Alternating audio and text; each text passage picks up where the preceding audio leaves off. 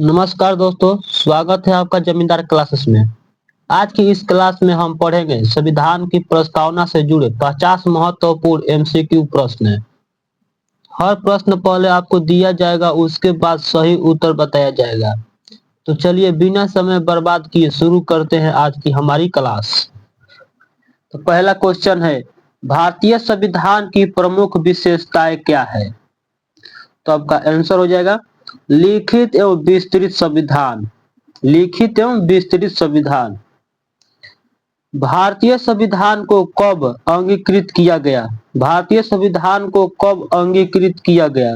आपका आंसर हो जाएगा 26 नवंबर 1949 को। 26 नवंबर 1949 को। भारतीय संविधान कब लागू हुआ? भारतीय संविधान कब लागू हुआ? आपका आंसर हो जाएगा 26 जनवरी 1950 को। 26 जनवरी 1950 को। भारतीय संविधान की प्रस्तावना में भारत को क्या कहा गया है?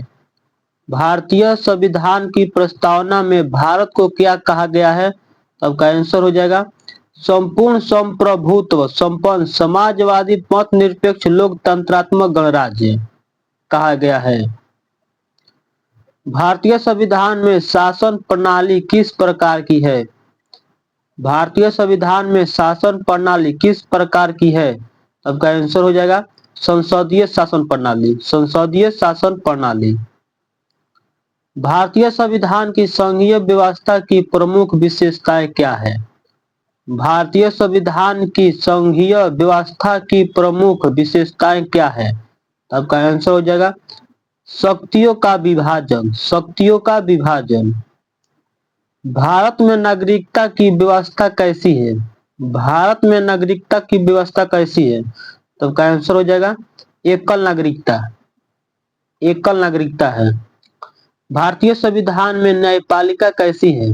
भारतीय संविधान में न्यायपालिका कैसी है? तो आपका आंसर हो जाएगा स्वतंत्र। स्वतंत्र है। भारतीय संविधान में मौलिक अधिकार किस भाग में है? तो आपका मौलिक अधिकार किस भाग में है? आपका आंसर हो जाएगा भाग 3 में। मौलिक अधिकार भाग 3 में है। ठीक। राज्य के नीति निर्देशक तत्व किस भाग में है? मतलब डीपीएसपी। राज्य के नीति निर्देशक तत्व को डीपीएसपी कहा जाता है। तो ये किस भाग में है? तब का आंसर हो जाएगा भाग 4 में। भाग 4 में। मौलिक कर्तव्य किस भाग में है? मौलिक कर्तव्य किस भाग में है? तब का आंसर हो जाएगा भाग 4 के ए में, यानी 4 के क में। ठीक। भारतीय संविधान में संशोधन की व्यवस्था कैसी है? भारतीय संविधान में संशोधन की व्यवस्था कैसी है? आपका आंसर हो जाएगा कठोर और लचीला दोनों। कठोर और लचीला दोनों है। भारत में सार्वभौमिक वयस्क मताधिकार अर्थ है। भारत में सार्वभौमिक वयस्क मताधिकार का अर्थ कैसा है? तो आपका आंसर हो जाएगा सभी वयस्क नागरिकों को मताधिकार। सभी वयस्क नागरिकों को मताधिकार है। भारत का संविधान किस प्रकार की कार्यपालिका स्थापित करता है? भारत की संविधान किस प्रकार की कार्यपालिका व्यवस्थित करती है? तब का आंसर हो जाएगा निर्वाचित उत्तरदायी संसदीय। निर्वाचित उत्तरदायी संसदीय। भारत में वास्तविक कार्यपालिका कौन सा है? भारत में वास्तविक कार्यपालिका कौन है? तब का आंसर हो जाएगा प्रधानमंत्री और मंत्री परिषद। प्रधानमंत्री और मंत्री परिषद है। भारत के राष्ट्रपति का पद कैसा है? भारत का राष्ट्रपति का पद कैसा है? तब का आंसर हो जाएगा निर्वाचित है। निर्वाचित है। भारतीय संविधान में संघ और राज्यों के बीच शक्तियों का विभाजन किसमें है? भारतीय संविधान में संघ और राज्यों के बीच शक्तियों का विभाजन किसमें है? तब का आंसर हो जाएगा संघ, राज्य और समवर्ती सूची। संघ, राज्य और समवर्ती सूची में है। समवर्ती सूची पर कानून कौन बना सकता है? क्वेश्चन है कि समवर्ती सूची पर कानून कौन बना सकता है? तब का आंसर हो जाएगा केंद्र और राज्य दोनों। केंद्र और राज्य दोनों बना सकता है।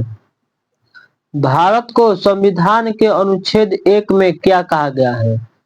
भारत को संविधान के अनुच्छेद 1 में क्या कहा गया है? तो आपका आंसर हो जाएगा राज्यों का संघ कहा गया है, राज्यों का संघ कहा गया है। भारतीय संविधान की सर्वोच्चता का अर्थ है, भारतीय संविधान की सर्वोच्चता का अर्थ है क्या? आपका आंसर हो जाएगा संविधान सर्वोच्च कानून है, संविधान सर्वोच्च कानून है। भारत में संसदीय शासन प्रणाली किस देश से प्रेरित है? भारत में संसदीय प्रणाली किस देश से लिया गया है? क्वेश्चन आएगा कि भारत का संसदीय प्रणाली जो है वो किस देश से लिया गया है? तो आपका आंसर हो जाएगा ब्रिटेन से। संसदीय शासन प्रणाली कहां से लिया गया है? तो ब्रिटेन से लिया गया है। मौलिक अधिकारों की प्रेरणा मुख्यतः किस देश से ली गई है? पूछा कि मौलिक अधिकार किस देश से लिया गया है? तब का आंसर हो जाएगा अमेरिका से, अमेरिका से लिया गया है। राज्य के नीति निर्देशक तत्व किस देश से लिए प्रेरित है? राज्य के नीति निर्देशक तत्व किस देश से प्रेरित है? तब का आंसर हो जाएगा आयरलैंड से प्रेरित है, आयरलैंड से प्रेरित है। संघीय व्यवस्था में मजबूत केंद्र की प्रेरणा किस देश से ली गई है? संघीय व्यवस्था में मजबूत केंद्र की प्रेरणा किस देश से ली गई है? तब का आंसर हो जाएगा कनाडा से, कनाडा से लिया गया है। भारतीय संविधान में आपातकालीन प्रावधान किस देश से प्रभावित है? भारतीय संविधान में आपातकालीन प्रावधान किस देश से प्रभावित है? तब का आंसर हो जाएगा जर्मनी से, जर्मनी से। मूल कर्तव्यों की प्रेरणा किस देश से ली गई है? तो मूल कर्तव्य जो है ना रूस से लिया गया है। आंसर हो जाएगा आपका रूस, पूर्व सोवियत संघ। भारत में न्यायिक पूर्वावलोकन की व्यवस्था किससे प्रभावित है? भारत में न्यायिक पूर्वावलोकन की व्यवस्था किससे प्रभावित है? तब का आंसर हो जाएगा अमेरिका से, अमेरिका से। भारतीय संविधान में गणराज्य का अर्थ है, भारतीय संविधान में गणराज्य का अर्थ है क्या? तब का आंसर हो जाएगा निर्वाचित राष्ट्राध्यक्ष, निर्वाचित राष्ट्राध्यक्ष। पंथ निरपेक्षता का अर्थ है, पंथ निरपेक्षता का अर्थ है क्या? तो सभी धर्मों के प्रति समान व्यवहार, प्रति धर्मों के प्रति समान व्यवहार है। समाजवाद का उद्देश्य संविधान की दृष्टि से किससे जुड़ा है? समाजवाद का उद्देश्य संविधान की दृष्टि से किससे जुड़ा है? तब का आंसर हो जाएगा सामाजिक और आर्थिक, सामाजिक और आर्थिक न्याय से, सामाजिक और आर्थिक न्याय से जुड़ा है। भारतीय संविधान में स्वतंत्र एवं निष्पक्ष चुनाव की व्यवस्था किस संस्था से संबंधित है? भारतीय संविधान में स्वतंत्र एवं निष्पक्ष चुनाव की व्यवस्था किस संस्था से संबंधित है? तब का आंसर हो जाएगा निर्वाचन आयोग से, निर्वाचन आयोग से। भारत में संविधान का संरक्षण किससे माना जाता है? भारत में संविधान का संरक्षण किससे माना जाता है? तब का आंसर हो जाएगा सर्वोच्च न्यायालय, सर्वोच्च न्यायालय को। भारत में द्विसदनीय संसद का अर्थ क्या है? भारत में द्विसदनीय संसद का अर्थ क्या है? तब का आंसर हो जाएगा दो सदन, दो सदन। भारतीय संसद के दो सदन कौन से हैं? भारतीय संसद के दो सदन कौन से हैं? तब का आंसर हो जाएगा राज्यसभा और लोकसभा, राज्यसभा और लोकसभा।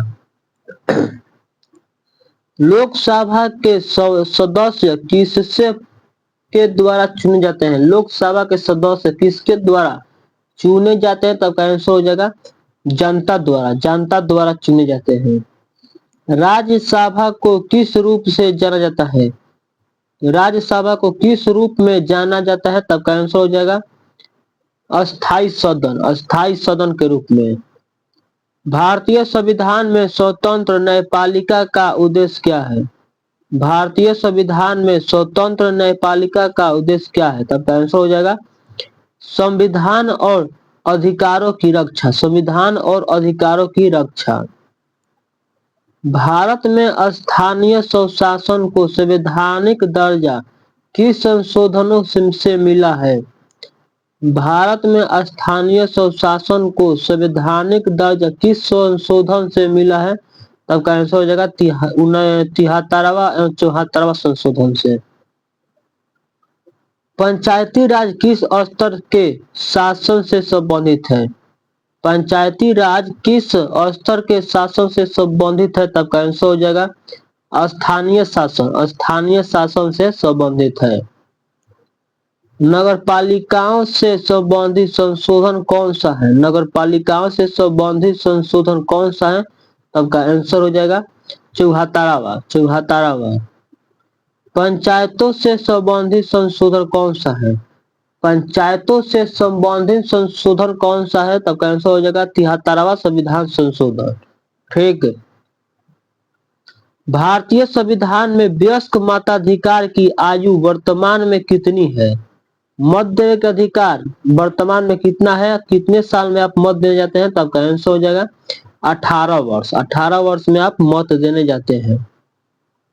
मतदान की आयु 21 से 18 वर्ष की संशोधन में हुई थी।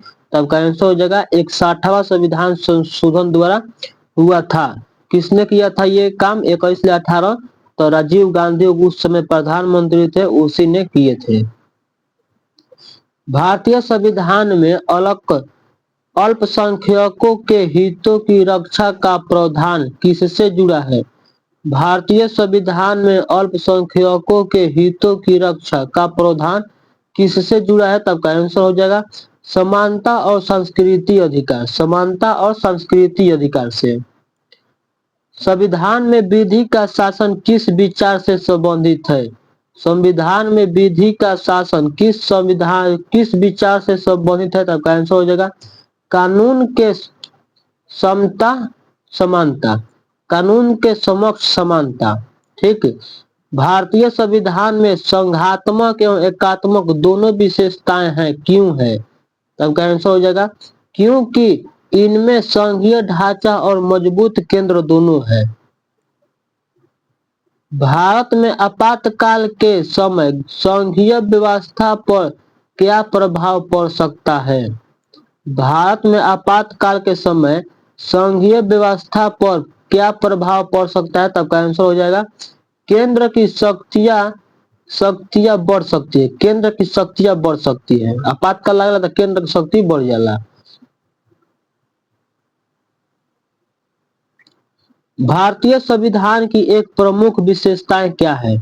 भारतीय संविधान की एक प्रमुख विशेषताएं क्या है? तो आपका आंसर हो जाएगा कल्याणकारी राज्य की अवधारणा। कल्याणकारी राज्य की अवधारणा है। संविधान में सामाजिक न्याय का उद्देश्य क्या है? संविधान में सामाजिक न्याय का उद्देश्य क्या है? तब का आंसर हो जाएगा सामाजिक असमानता कम करना। सामाजिक असमानता कम करना। भारतीय संविधान का अंतिम व्याख्याकार कौन है? भारतीय संविधान का अंतिम व्याख्याकार कौन है? तो आपका आंसर हो जाएगा सर्वोच्च न्यायालय। सर्वोच्च न्यायालय। अगर ये वीडियो अच्छा लगा हो तो चैनल को सब्सक्राइब कर दे और बेल आइकन दबा के घंटी लाइक कर दे।